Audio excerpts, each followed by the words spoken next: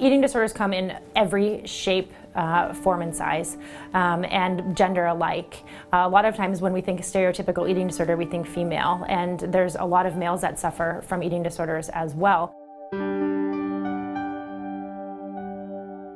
Two specific types. The first one is anorexia nervosa, and that's typically categorized by a desire to be thin, and with that comes pretty extreme calorie restriction.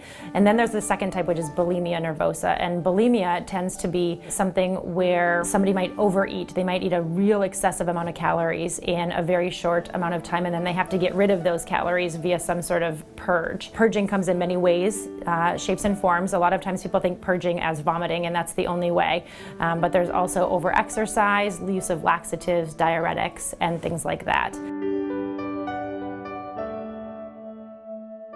There's many, many reasons. Sometimes it's just for image. It starts off by, I just want to look better, and it becomes kind of an obsession, and then we start getting feedback from the public, and they're like, oh, you look so good, and that makes us want to just continue to go. Sometimes it has to do with control. The one thing that nobody else can have their hand in is what we put in our body. It's really up to us what that looks like, and so it's that one thing that we can really hone in on. Sometimes people really want to numb out their emotions, and one way that we can numb out our emotions is to really focus on a specific something, and in this case a lot of times it's caloric intake, or not wanting to focus on our emotions, and so we consume ourselves with food. The thing that comes to mind the most frequently is if adolescent tends to avoid, and they start to avoid meal times, they start to avoid activities that have to do with food, or they're really just hyper-focused on weight, shape, and size, and they're talking about weight, shape, and size a lot.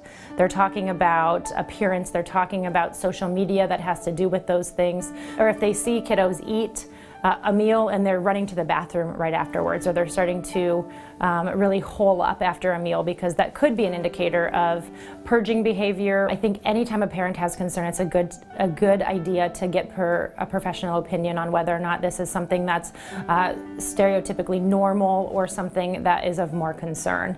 Once somebody really gets into eating disorder patterns and eating disorder thinking, it's typically a long road of treatment, so the sooner the better.